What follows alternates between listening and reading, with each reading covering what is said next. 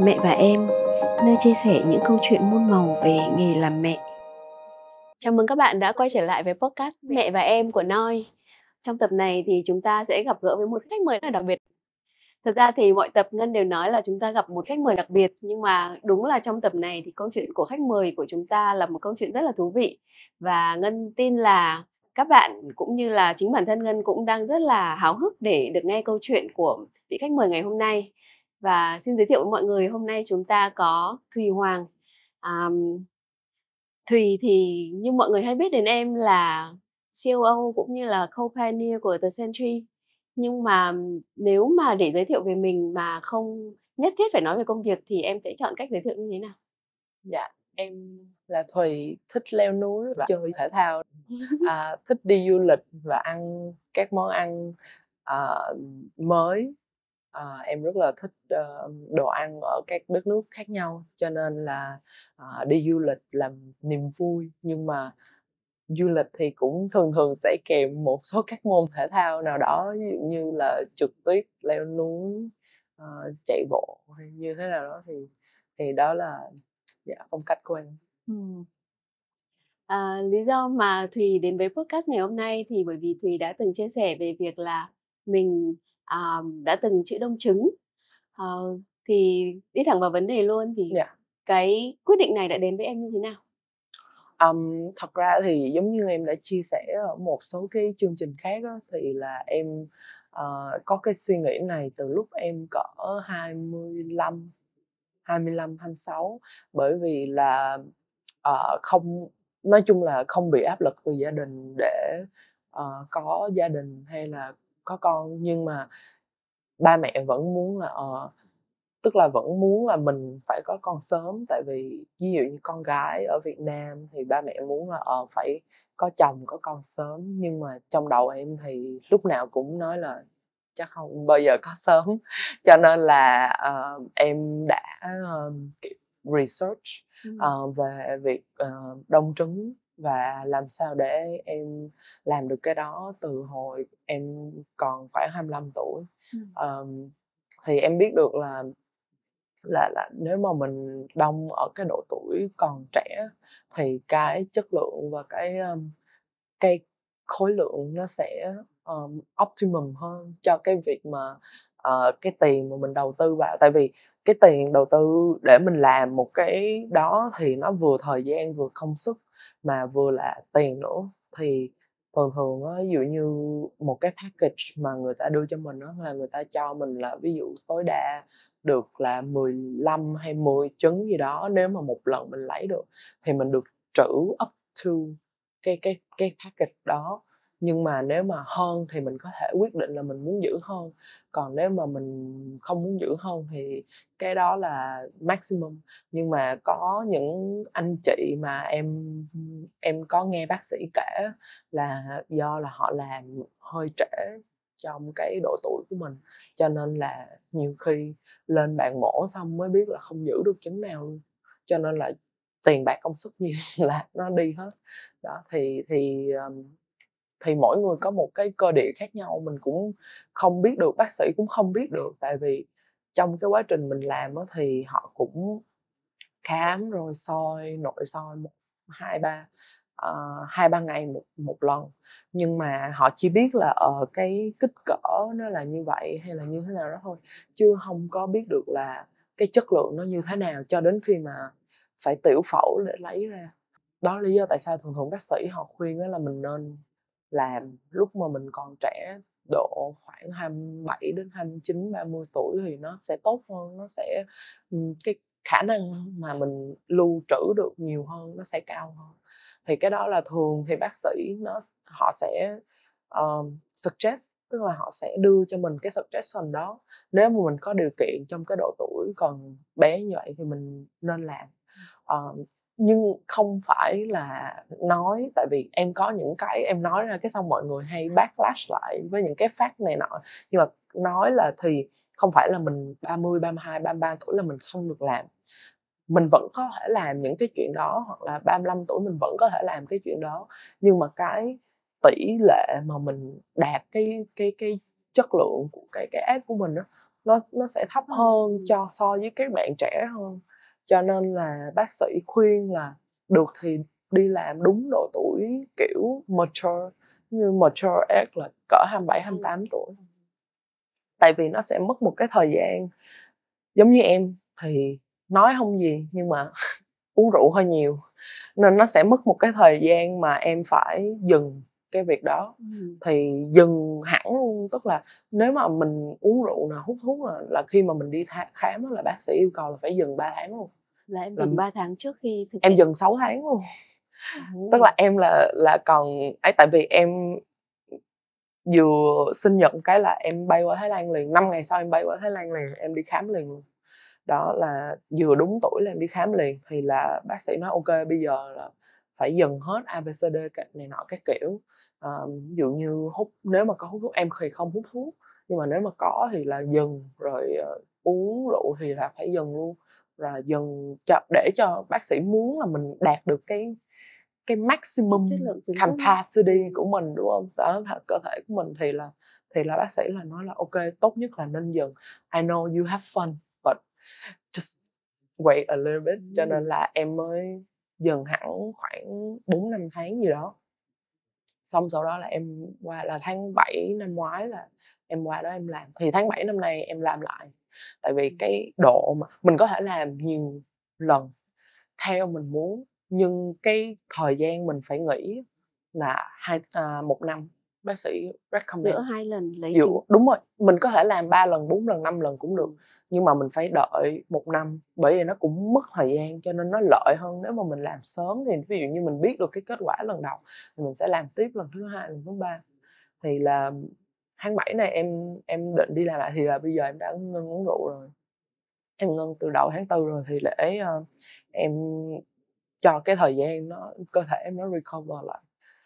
Tại mất cũng khoảng 2 tuần để đi qua bên đó, ở bên đó cũng không bay đi bay về được. Lúc đầu định bay đi bay về, nhưng mà lúc sau bác sĩ nói là chắc không nên, bởi vì áp suất bay lên bay xuống. Thì đến cái lúc mà cái trứng của mình nó lớn thì không nên như vậy. Đó. Tức là nó có thể dụng. Dạ đúng rồi. Cho nên tại vì từ cái ngày mà mình đi khám đến cái ngày mà mình lên bàn mổ, thì cái ngày đi khám là khoảng 2-3 ngày sau là bác phải chích hormone, phải tự chích hormone ở nhà. Cho nên là chích một lần cũng 2-3 mũi gì đó vô bụng, nhưng mình phải tự làm hết. Nhưng mà người ta chỉ mình một lần thôi, mình phải tự làm hết. Xong rồi thì em cũng hơi sợ kim, cho nên là lúc đầu em cũng kiểu không có dám nhìn. Tại vì em mà cũng rất là khoảng 5-10 phút sau mới dám đâm vô trong người. Nó hơi ghê ghê, nó không đau, nhưng mà không có đau gì hết. Nhưng mà tự mình đâm vào người mình. Dạ đúng rồi. Có một số cái thì cái kim nó hơi to, cho nên là cũng hơi đau một xíu, giống như là cũng có bầm này nọ, nhưng mà không, nói chung là cái pain tolerance của em nó khá là cao.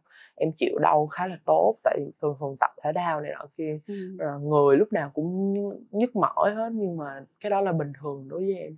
Thì cho nên là em chịu đau khá là tốt. Nhưng mà em có nghe một số người nói thì đối với họ là nó hơi đau trong cái quá trình làm, và cái quá trình mà kiểu mổ xong này nọ họ cũng đau. Còn em thì em không thấy đau gì hết, cho nên là em cũng không, ý là nó ê ê một chút thôi. Xong rồi em cũng kiểu ok phải, xong em bay về liền luôn. Cho nên em cũng đâu có thấy mệt mỏi hay không bị chóng mặt, không bị gì hết. Chỉ có mấy cái ngày cuối cùng, cỡ 3-4 ngày cuối trước khi mà lên bàn mổ, là tự nhiên mood swing rất là nhiều. Thì chỉ vậy thôi, chứ cũng không có bị đau đớn hay gì hết. Dạ. Nhưng mà em nghĩ là mỗi người sẽ có một cái trải nghiệm khác nhau, nên là mình không biết được. Mình cũng không thể nói được cho tất cả mọi người. Dạ đúng rồi, tại giống như mỗi người mang bầu thì có một cái ngán hay cái gì đó nó khác, giống như thèm cái này thèm cái kia cũng khác. Cho nên em đâu có nói được cho hết tất cả mọi người đâu. Mà đối với em thì đó là cái trải nghiệm của em vẫn rất là bình thường. Em vẫn không được làm gì hết. Cái mà ức chế nhất là em không được đi bơi, không được chạy bộ, không được leo núi, không được làm bất cứ một cái gì hết Trong 2 tuần. trong 2 tuần. Quá ức chế. Cho nên là cái đó là cái duy nhất mà em không thích thôi. Còn mấy cái khác thì nó cũng ok, nó khá là ok với em nha. Nhưng mà quay lại với cái quyết định của em ban đầu á, thì em có nói đến việc là ba mẹ em thì muốn em có gia đình, đúng không? Hay là muốn em có gia đình tức là muốn em kết hôn, hay là chỉ muốn có cháu? Hồi xưa á, thì là muốn lúc nào cũng phải là có chồng có con. Còn bây giờ là kiểu mấy anh chị là chồng con hết rồi, cho nên còn có mình em à. Em có mấy anh chị em? 3 anh chị em lớn hơn. Thì ba mẹ kiểu thôi giờ có con cũng được, khỏi có chồng. Xong em nói ok. Em kiểu giờ là ok, ba mẹ tư tưởng hóa rồi, cho nên là em nói là ok. Nhưng mà em cũng không có muốn là con của em đẻ ra bị thiếu sót hay cái gì á. Thì mình vẫn muốn là nó ít nhất nó phải đầy đủ, nó cũng phải có. Tại vì tự nhiên mình đẻ em bé ra một mình mà cái đó là cái quyết định của mình, thì em bé mình tự nhiên nó bị thiếu một cái gì đó. Đúng rồi, nó bị thiếu một cái gì đó, nhưng mà cái đó là cái quyết định của mình. Nếu mà đến một lúc nào đó mà không có được chồng, thì đến một lúc nào đó mình cũng sẽ phải đưa cái quyết định đó. Nhưng mà đến thời điểm hiện tại thì em nói là em vẫn có thể là vẫn còn đang trong quá trình dating rồi cái kiểu, thì mình không có muốn cái option đó là cái option mà mình chọn. Tại vì cái đó là nó sẽ sau này lỡ có một cái gì đó em bé nó bị thiếu thốn tình cảm hay như thế nào đó, thì cái đó là cái sự lựa chọn của mình, thì nó không có công bằng cho cái đứa bé đó khi mà nó được sinh ra trong cuộc đời. Nên là em muốn là ok, cứ để tự nhiên thôi. Còn sau này ví dụ như già quá rồi mà không có ai thương thì đến lúc đó phải quyết định. Đúng rồi, đến lúc đó phải quyết định thì mình sẽ chọn, thì ít nhất mình cũng có accept. Yeah. Nhưng mà nếu nó không đến từ ba mẹ em thì bản thân em có lựa chọn cái phương pháp này không? Em vẫn lựa chọn, tại vì em biết là lúc 25, 26 tuổi là em biết em có công ty. Thì em vẫn muốn quyết định là mình phải có một cái backup plan. Tại vì mình chắc chắn là mình sẽ không có chồng hoặc con hay là gì đó giống như 20 mấy tuổi giống như mọi người mong muốn, hay là người lớn mong muốn là phải lấy chồng trước 30 hay gì đó. Thì cái đó là em là chắc chắn là không có rồi đó. Nên là em biết là ok, phải làm. Tại vì làm rồi xong sau này có plan A, plan B, plan C, còn đỡ hơn là không có cái plan nào mà lựa chọn, thì mình phải kiểu chọn số phận. Thì em không muốn vậy, tại vì em là một đứa hay planning. Cho nên là em thường em sẽ có nhiều plan cho cái option của em, và em planning rất nhiều, kể cả everyday life của em đều plan. Em plan là giống như sáng nay em dậy 5:30 để em đi tập, 6 giờ xong, 7 giờ về nhà tắm 15 phút 20 phút là phải đi qua đây, thì là nãy giờ em ở dưới, thì em kiểu calm down rồi này nọ rồi để lên đây. Thì tức là cả cuộc đời của em là em lúc nào trong đầu em cũng là planning for everyday life, for lúc nào cũng đang nghĩ về tương lai. Đúng rồi, lúc nào em cũng nghĩ là em phải chuẩn bị cho mấy tháng tới, chuẩn bị cho năm sau, chuẩn bị cho 10 năm nữa hay gì đó. Thì cái đó là cái bản tính của em. Cả cuộc đời quay đi quay lại vẫn quay về làm event, làm sự kiện, thì là tại vì em thích planning cái đó. Nhưng mà thế thì có vẻ là em đã nghiên cứu rất là kỹ trước khi thực hiện cái quy trình này, đúng không? Nhưng mà thế thì trước khi mà thực hiện thì cái gì đó là cái điều mà em lo lắng nhất, hay là em băn khoăn nhất? Em không lo lắng. Em không sợ một cái bước nào trong những bước đó? Cả cuộc đời em chưa sợ gì. Em chỉ sợ là em mất gia đình em mất ba mẹ hay gì đó thôi, chứ em chưa bao giờ sợ cái gì. Lúc nào làm bất cứ một công việc gì em đều đối đầu nó thẳng thắn.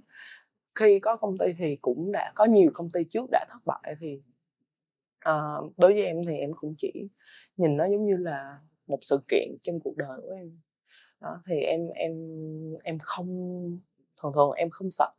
Như là ví dụ như em có thể là lâu lâu em sợ nói chuyện trước đám đông hay gì đó, thì em có một số cái nervous, nhưng mà nếu mà để nói mà scare là em không bao giờ em scare.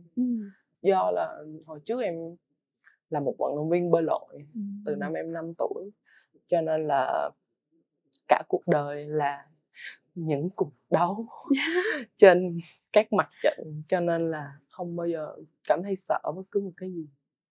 Thua thì lần sau làm lại để thắng. Nhưng mà về cái quá trình chữa đông trứng á, thì trước khi làm thì cái gì làm em nervous nhất? Thật ra em chỉ sợ kim thôi. Cái đó là cái duy nhất, tại vì bình thường đi chích ngừa em không sợ đau, và em không bao giờ nhìn cái cây kim nó đâm vô người em. Đó thì cái mà em biết là cái là em phải tự, thì em kiểu em hỏi bác sĩ cái lần đầu tiên mà bác sĩ làm cho em á, hay là mấy chị y tá làm cho em hỏi rất là kỹ. Em hỏi cái này phải đâm góc 90 độ hay góc 40 độ hay cái gì, xong người ta nói it's okay, đâm sao không được. Rồi nói no, đâm góc nào phải nói cho em kỹ, là em kiểu em bị vậy thôi. Nhưng mà that's it, kiểu 1-2 lần em vẫn nhắm mắt em tự làm thôi, chứ em cũng không có quá là không làm được hay run rẩy hay cái gì hết. Tức là em vẫn ok, 1, 2, 3 làm, tự làm vậy thôi. Chứ em cũng không có quá sợ, với lại em cũng không thích mọi người ví dụ như là mọi người nhìn thấy em làm cái hành động đó, hoặc là nhìn thấy cái lúc đó em làm, cho nên là lúc đó là em một mình hết, chứ em cũng đâu có nói ba mẹ qua hay cái gì đó. Rồi là em một mình, em ở bên đó em nói it's okay, là em ở một mình, em cũng không cần ai qua thăm hay cái gì hết. Nên là em muốn là có cái space của em để em tự handle cái situation đó. Thì thường thường em là người như vậy. Nhưng mà bây giờ để giải thích cho mọi người, cho một người mà chưa tìm hiểu nhiều về chữa đông trứng đi, thì sẽ có những bước như thế nào nhỉ? Dạ đầu tiên là mình phải đi khám.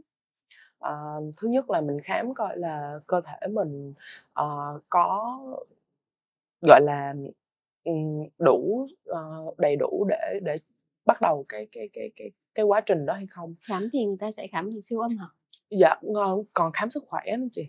Dạ, giống như là ví dụ như mình có bệnh hay như thế nào gì đó, mình đang có bệnh, hoặc là cơ bản chỉ là ví dụ như mình có tiểu đường hay cái gì đó, thì bác sĩ cần phải chuẩn bị và yêu cầu mình uống một cái số thuốc nhất định đó.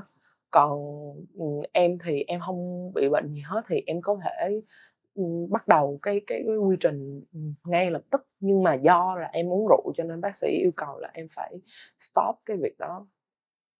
Tức là cái hormone á, là tại mỗi người, bác sĩ nói với em là mỗi người có một cái hormone level nó khác nhau. Vậy hả? Cho nên Tức là cái nồng độ mà mình tiêm vào là sẽ khác nhau. Đúng rồi. Cho nên là nó sẽ phụ thuộc vô cái cơ địa của mình, thì mình phải đi khám, rồi phải lấy máu, rồi bác sĩ phải xét nghiệm máu, rồi phải xem coi là mình bình thường hormone của mình như thế nào hay như thế nào đó. Xong sau đó thì đến cái ngày mà bác sĩ sẽ liên hệ với mình thường xuyên, thì họ sẽ track cái kinh nguyệt, cái ngày kinh nguyệt của mình. Xong sau đó là đến đúng cái ví dụ như đúng cái thời điểm đó mình làm á, thì mình vừa có kinh xong là mình phải book hết tất cả, để cái ngày mà cuối cùng á là mình bay qua là khám một lần nữa, thì bác sĩ mới đưa vô cái chu kỳ là 10 mấy ngày tiêm hormone. Nếu mà mấy bạn mà uống thuốc tránh thai, hoặc là mấy bạn uống thuốc birth control, hoặc là có một số cái contraceptive mà bên trong người, cấy bên trong người của mình đó, thì đi khám được lần đầu tiên là bác sĩ yêu cầu tháo hết. Dạ, tháo ra hết, hoặc là phải ngừng hết tất cả cái đó. Dạ, thì cái đó là một trong những cái mà em nghĩ là các bạn trẻ trong thời buổi này thì các bạn cũng sử dụng nhiều. Thì cái đó là một cái lưu ý, tại vì contraceptive với birth control thì nó sẽ có ảnh hưởng đến cái hormone nội tiết tố của mình nữa. Dạ, thì cái đó là một trong những cái mà mình càng open với bác sĩ. Tại vì em không biết sao nha, em thấy ở Việt Nam mình hay giấu thì hay giấu bác sĩ. Thì cái này á là mình phải rất là open luôn, nhiều khi người ta còn gọi điện cho mình, người ta hỏi, rồi người ta còn FaceTime với mình hỏi coi mình sao rồi này nọ.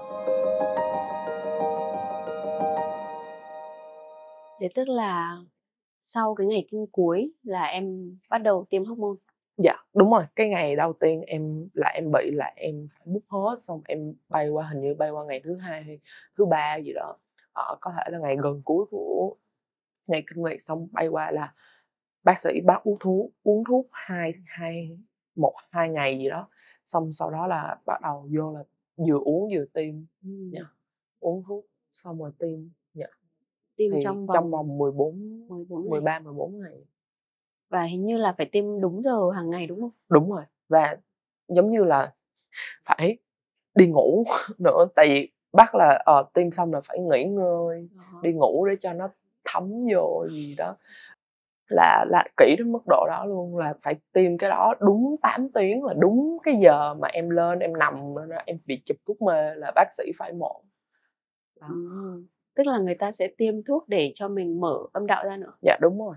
Là cái ngày cuối cùng là mình phải chích thêm mấy mũi nữa, nói chung là ngoài cái mũi hormone thì phải có mấy mũi mà để prepare mình, cái cơ thể mình cho surgery. Thì tùy theo cái bác sĩ là họ chọn cái giờ surgery của mình là giờ nào. Thì sau đó mình sẽ bắt lại để đúng xem rồi, giờ họ sẽ mình bắt tiêm. lại, họ sẽ bắt mình tiêm mỗi ngày là đúng cái giờ đó, đúng 9 giờ, đúng phải tiêm xong rồi đi ngủ. Nhưng Hoặc mà là phải người đi không ngủ nghỉ. được thì sao? Nhưng mà vẫn phải nằm nghỉ Dạ, ngơi, nằm đúng không? nghỉ không được, không phải tiêm xong rồi đi vòng vòng thì không được. Dạ. Thì đó thì là cái bác sĩ của em họ kỹ đến vậy, thì là họ yêu cầu em vậy. Rồi cái quy trình mổ thì sao? Là em sẽ được gây mê hả? Dạ, chụp thuốc mê.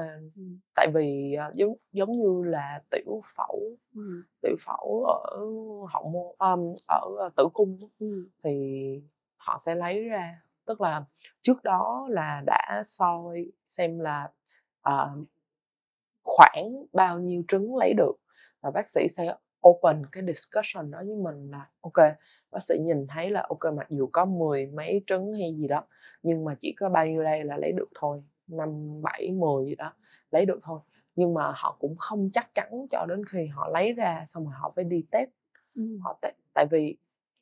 Tại vì họ chỉ giữ cho chị những cái nào mà khả năng cao nhất là đậu con thôi, chứ họ không giữ những cái mà họ thấy là ví dụ như dưới bao nhiêu phần trăm đó mà không được là họ không giữ, tại vì giữ là tốn diện tích của họ, đúng không?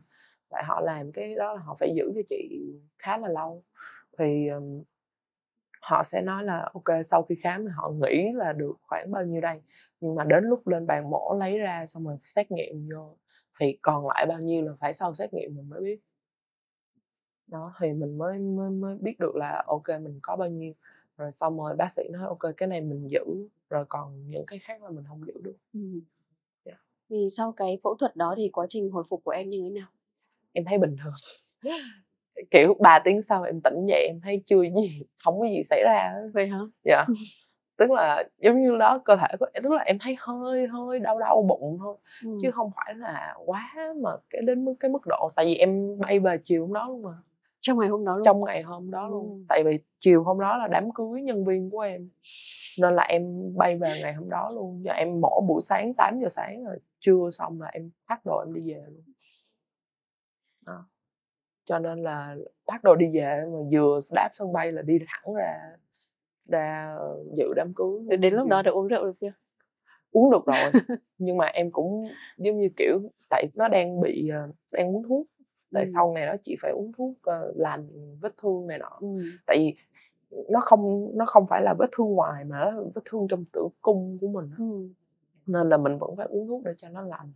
Thì trong thời gian uống thuốc đó thì em cũng không có muốn uống, để cho tại uống cái antibiotic mà mình cũng không nên uống rượu. Thế em có ngại nếu mà chia sẻ về chi phí không? Dạ không. Chi phí cho cả quá trình này và cái chi phí mà lưu trữ nó trong từng năm này nó sẽ như thế nào? Cái package của nó là tầm khoảng 10 đến 12.000 tính cộng luôn hay sao á, là 12.000 đô. Đô Việt. Dạ. là cộng cộng cho tất cả các cái trừ, tức là nguyên cái package của cái gói đó là như vậy. Trong quá trình đó nếu mà có những cái phát sinh, tức là ví dụ như như em thì em không bị phát sinh nhiều, tại vì em cũng không có side effect, em không có gì hết. Nhưng mà có những người ví dụ như người ta bị nhiều á, thì những cái phát sinh ngoài cái dịch vụ của cái quy trình đó thì nó sẽ có phát sinh thêm. Ví dụ như em có biết là ví dụ như thuốc để thêm để giảm đau hay như thế nào đó, là cái đó là thêm không nằm trong liệu trình. Rồi ví dụ như những cái gói mà giống như physical therapy, tại có nhiều người bị nhức mỏi mà physical therapy hay là những cái dịch vụ phát sinh trong cái quá trình đó thì là không bao gồm. Cái package của Bum Bum Rag nó đang offer là 3 năm luôn, 3 năm. Sau 3 năm đó thì mỗi trứng là thêm một cái package nữa, là mỗi trứng là hình như vài chục đô đến 100 đô một trứng. năm một trứng. Dạ. Đó thì đó cũng không quá nhiều so với cái tiền mà sau này mình nghĩ đi thụ tinh nhân tạo hay gì đó thì nó cũng không quá nhiều. Cái package của nó là 10 up to 10, là 3 năm đầu free, là nằm trong cái gói, rồi xong sau đó thì mình có thể trả theo từng năm. Còn ví dụ như nếu mình có hơn 10 thì nó mới tính là ok, thêm một trái là sẽ bao nhiêu trong 3 năm, là hình như 4-5 ngàn bạc một trái là add vô là trong bao nhiêu đô cái package, em cũng không nhớ nữa.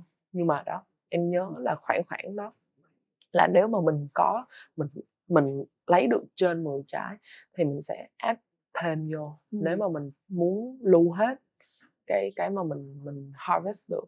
Còn nếu mà không hơn 10 thì nó đã nằm trong package rồi. Hoặc là đúng 10 thì nó đã nằm trong package rồi, thì họ sẽ lưu cho mình 3 năm đầu. Yeah.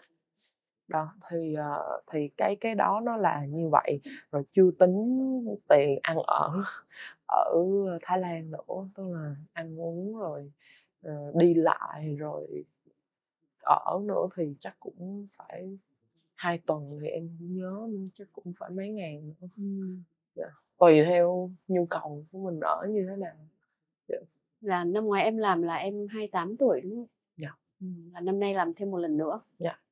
Em có dự định là mình sẽ làm bao nhiêu lần không? Em không biết, chắc phụ thuộc vô cái lần này nữa. Tại vì lần trước á, là em không được 10, em được 7, cho nên là bác sĩ nói ok, this is a good number, cũng above average. Nhưng mà bác sĩ nói là ok, nếu mà nghĩ đến cái chuyện mà thụ tinh đi, thì bác sĩ đưa ra một cái fact. Bác sĩ mới nói là bình thường á, thì nếu mà mình muốn đậu con là embryo, nó thành embryos, là mình phải có minimum 4, là một trên 4, tức là mình làm 4 lần mới được một con, thì 4 trái trứng mới đậu được một một phôi. Dạ đúng rồi. Thì bác sĩ mới nói là nếu như vậy thì you cannot even do 2, so what do you want. Rồi nói ok, làm lần nữa. Yeah. Thì tại vì nếu mình không xài thì mình vẫn có thể donate, mình vẫn có thể bán lại. Có thể bán luôn. Bán lại, bán nhiều tiền hơn tinh trùng chứ. Mình có thể donate cho gia đình, ví dụ như sau này. Nhưng mà cái pháp lý về cái việc donate thì sao? Cái đó thì em chưa hỏi, với hoặc bán thì em cũng chưa hỏi, tại vì em cũng không có ý định bán. Thì em chưa có tìm hiểu đến. Nhưng mà donate thì chắc là cũng có, bên Thái Lan cũng có. Tại vì đó lý do tại sao em muốn làm bên Thái Lan đó, tại vì những cái IVF rồi nó của nó cũng khá là đơn giản. Thì nếu mà mình làm mình lưu bên đó luôn, thì mình donate hay mình gì đó thì nó đã có cái quy trình hết rồi. Thì mình có thể làm. Nhưng mà cái đó là cái nếu mà trong trường hợp mình không sử dụng. Nhưng mà chị chưa hiểu lắm, tức là bình thường để tạo ra một phôi thì họ sẽ lấy ra 4 trứng đúng không? Dạ không, ý là họ sẽ hay là họ sẽ thử từng trái. Đúng rồi, họ sẽ tự thử. Nhưng mà thông thường tỷ lệ là thử đến 4 trái thì mới được. Đúng rồi, là 1 to 4, tức là thường thường average thì phải thử 4 mới được 1. Ok. Thì họ sẽ lấy 4 trái, thì cái đó họ cũng không biết được, tại vì mỗi trứng của mỗi người, mỗi trái trứng nó có một cái quality khác nhau nữa.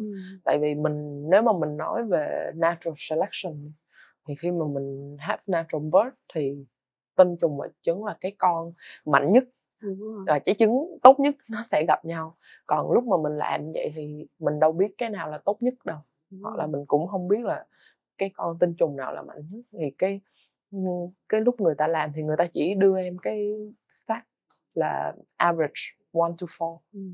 Mọi người hay làm IVF thì chắc là có các chị lớn hơn nữa.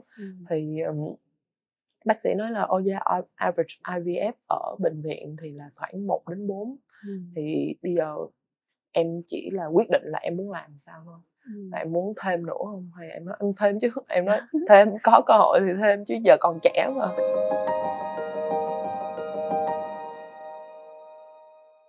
Khi mà em kể cái câu chuyện này với mọi người á, thì em có thấy là có cái, gọi là, có cái định kiến gì về cái việc chữa đông trứng này không? Hay là bạn bè của em thì mọi người có nói gì không? Em không biết nữa, từ lúc em nói này ra giờ tự nhiên mọi người ai cũng muốn đi làm hết. Thì các chị xung quanh, các bạn bè xung quanh nói là thôi cũng muốn đi làm, cũng chưa nghĩ đó. Tại thì thường thường mọi người cũng đâu phải nghĩ xa quá đâu. Cho nên là cũng với lại mấy bạn trẻ hoặc là mấy bạn bằng tuổi em cũng không có nghĩ quá xa. Còn nếu mà mấy bạn nào mà đã có gia đình rồi thì họ cũng đã có kế hoạch có con rồi, nên họ cũng đâu có nghĩ đến cái việc này.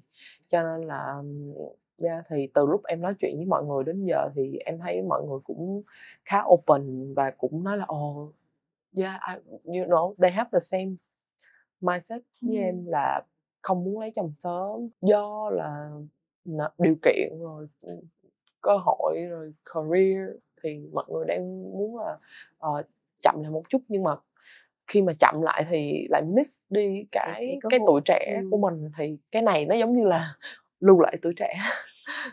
Đó, thì là ý là mọi người cũng nói giờ mới nghĩ ra, từ lúc em làm xong mọi người cũng giờ mới nghĩ ra, nên mọi người cũng khá là tìm hiểu. Thì em thì tại vì em cũng nói chuyện cái chuyện này với lại mấy bạn trẻ trẻ cỡ em hoặc là lớn hơn em xíu, chứ em đâu có nói với lại mấy cô chú quá lớn rồi, thì cho nên em cũng không biết mọi người lớn nghĩ gì. Nhưng mà em thấy các bạn trẻ bây giờ thì cũng khá khá là open, và em cũng rất là mừng là những cái topic này nó hay nhạy cảm, thì mọi người cảm thấy là nó không tự nhiên để nói ra, hoặc là ngại hoặc là xấu hổ hay gì đó. Còn đối với em là em cũng không có, mặt em dày lắm nên em cũng không có thấy xấu hổ hay gì đó. Nếu mà em chia sẻ được mà em kiểu inspire, giống như em để cho mọi người là cảm thấy inspire để suy nghĩ cái tương lai của mình nhiều hơn thì em cảm thấy vui thôi.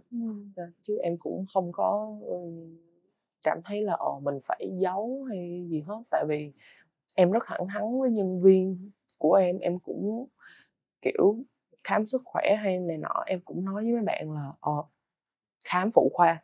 Xong rồi ở Việt Nam mình đó nha chị, là có nhiều bạn là không dám nói là muốn đi khám phụ khoa. Xong rồi em phải nói với lại nhân sự của em là phải đi hỏi nhỏ từng bạn là ok, nếu mà đã có quan hệ rồi thì nên khám phụ khoa. Mà trong khi công ty trả tiền mà không dám đăng ký đi khám phụ khoa. Xong em kiểu why?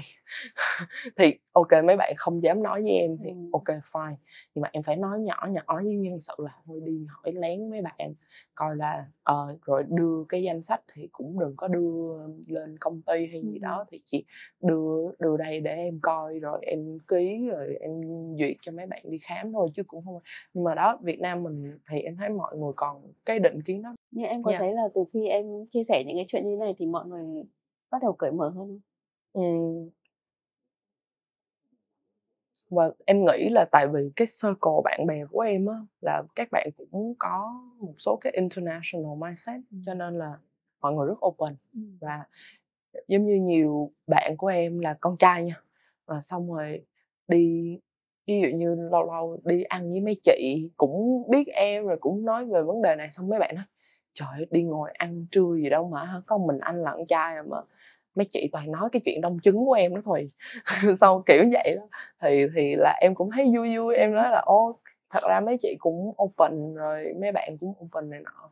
Còn những nhân viên của em thì em nghĩ là mọi người vẫn còn đang nghĩ là em làm sếp thì không nên chia sẻ những chuyện đó, nhưng mà em cũng rất encourage mấy bạn chia sẻ, hoặc là em rất push mấy bạn là chăm sóc sức khỏe của mình. Tức là em yêu cầu là phải đi tập yoga với em, mặc dù mấy bạn tập không giỏi. Em nói lúc đầu em cũng đâu tập giỏi đâu, em phải tập cả 2 năm trời em mới tập giỏi, chứ em đâu có expect đâu. Em nói không, bây giờ là phòng kế toán hay ngồi nhiều đúng không, đi tập 1 tháng 2 lần đó. Em kiểu như vậy. Em yêu cầu là bây giờ chị không yêu cầu mọi người làm gì, chỉ cần nghỉ 1 tiếng đồng hồ của cái ngày hôm đó thôi là để đi tập với chị thôi, không yêu cầu mọi người. Tại vì đã tập free, công ty đã có người đến dạy rồi, thì chị chỉ yêu cầu mọi người nghỉ, đến giờ đó nghỉ lên tập yoga giùm đó, vậy thôi. Thì em cũng pushing mọi người để cho mọi người chia sẻ nhiều hơn, nhưng mà em nghĩ là cái culture nó cũng là một cái barrier cho mấy bạn còn giống như là còn hơi ngại, hoặc là còn sinh ra và lớn lên trong một cái môi trường ở Việt Nam mà kiểu bị gọi là che lấp. nén. Dạ, che lấp nhiều quá. Chị hỏi nhá, em có phải là một người thích con nít không? Em à, cũng thích, nói chung cũng thích, thích con nít rồi cũng nhưng mà cũng tùy. Nói chung là nhiều lúc cảm thấy cũng hơi annoying, nhưng mà giống như con chó thôi. lúc đầu mình đem nó mới về, nó còn nhỏ, nó còn đái ị bậy bạ thì mình cũng phải ấy, thì từ từ mình dạy nó thì nó cũng quen. Thì em nghĩ là con nít cũng như vậy, thì do cái môi trường lớn lên rồi, cái influence của gia đình lên các bạn, thì mỗi người có một tính khác nhau. Em thì em cũng khá thích em bé, nói chung là mấy em bé nhỏ nhỏ nhỏ thì cũng khá là thích.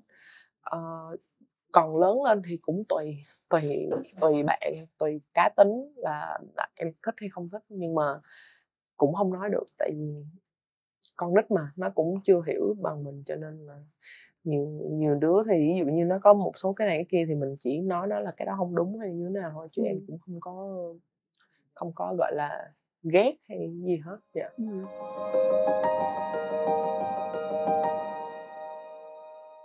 Ở trong một gia đình như thế thì cái quan niệm của em về việc làm mẹ là như thế nào? Quan niệm về việc làm mẹ thì em không có một khái niệm là em phải như thế này, em phải như thế kia. Em chỉ có những cái giống như em nói là những cái core value là em tin tưởng vào. Tức là em tin tưởng là một đứa bé thì nên có cha và mẹ. Tại vì hai cái tình cảm nó khác nhau, thì em nghĩ là đó là cái foundation. Rồi cái tiếp theo là nếu mà em có con á, thì em muốn em có đủ khả năng để lo cho con em tốt hết nhất có thể của em.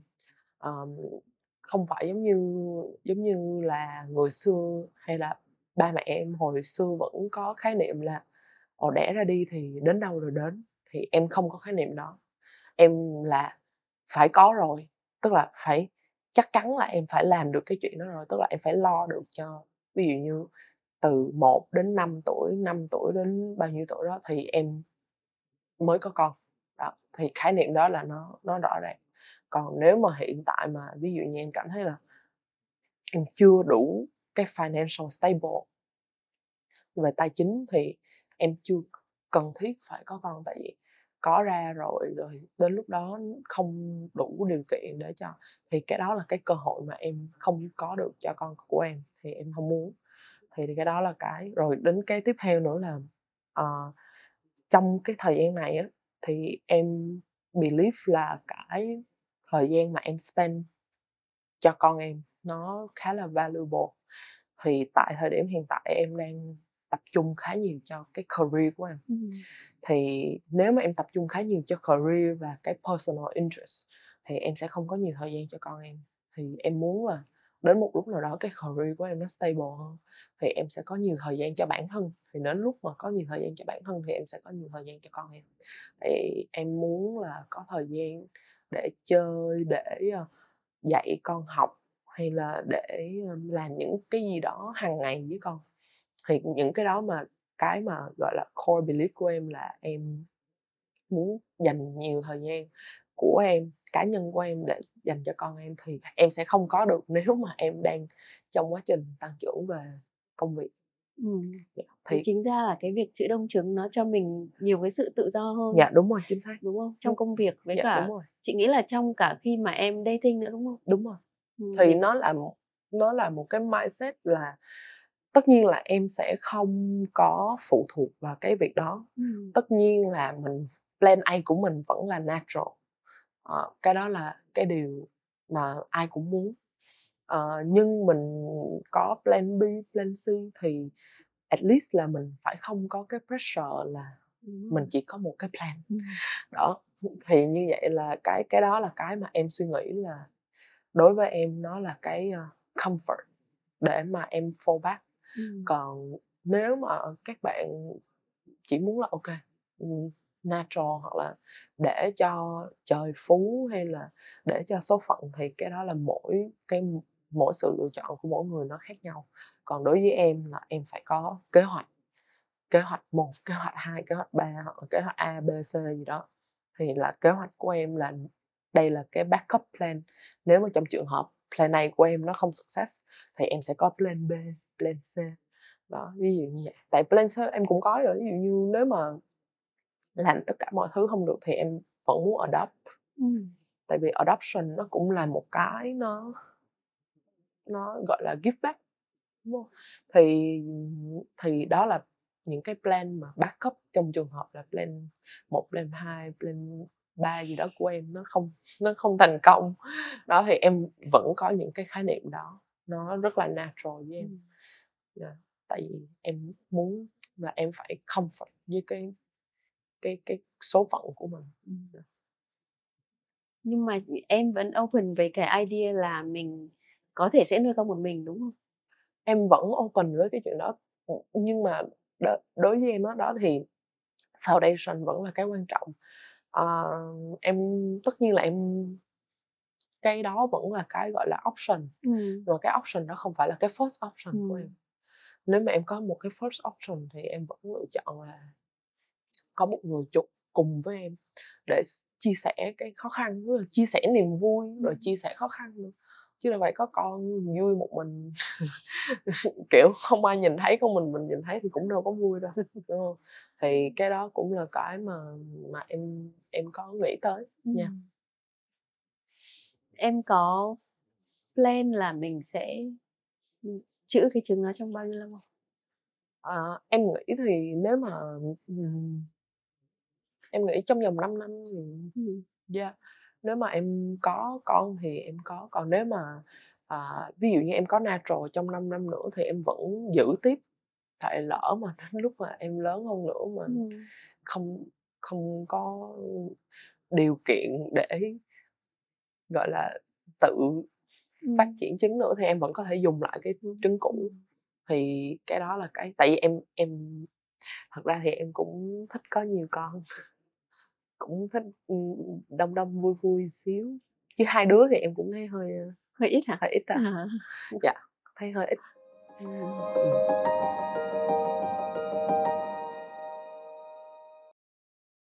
Thì bây giờ nếu mà có một lời khuyên cho những bạn cũng đang còn tuổi 2X đi và cũng đang có suy nghĩ đến việc này thì em có khuyên gì cho các bạn? Dạ, nếu mà thật sự có tài chính, có đủ điều kiện tài chính và đang có sức khỏe thì nên suy nghĩ thật sự. Và mà nếu mà đã suy nghĩ rồi, mà đã suy nghĩ trong vòng 1-2 tuần rồi thì nên làm luôn. Tại vì nếu mà suy nghĩ lâu quá thì thời gian nó trôi đi mất. Chứ bây giờ mà 20 mấy rồi thì cũng, nếu mà dưới 25 thì ok, còn vài năm nữa để suy nghĩ, nhưng mà trên 25 rồi thì suy nghĩ thì nên đi khám rồi có cái quyết định luôn. Tại vì em nghĩ là thời gian nó không chờ đợi, cho nên là nếu mà mình cứ ai cũng sẽ có excuse, đúng không? Ai cũng nói thôi bận quá, thôi lúc này đang làm cái này, đang làm kia, rồi lúc nào mình cũng sẽ có một cái gì đó nó ngôi ngon, cho nên quyết là làm. Giống như em đó là 28 tuổi bay qua luôn, 5 ngày sau làm luôn, rồi có luôn kế hoạch trong năm là làm cái gì đó, để cho nó có mình có cái kế hoạch đó thì mình là ok, mình phải đạt được nó, mình có cái goal đó thì mình phải làm được nó. Chứ nếu mà mình cứ thôi từ từ thì lúc nào nó cũng sẽ từ từ hoài, nó không bao giờ nó đến đích hết. Rồi, cảm ơn Thùy rất Dạ. nhiều vì cuộc trò chuyện ngày hôm nay. Dạ. Bản thân chị cũng học được rất là nhiều thứ về chữ đông trứng. Dạ.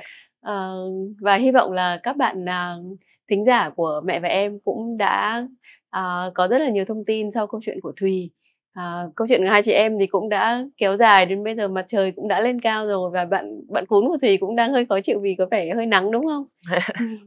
Không sao. Và tạm biệt mọi người, hẹn gặp mọi người trong số sau của Mẹ và Em.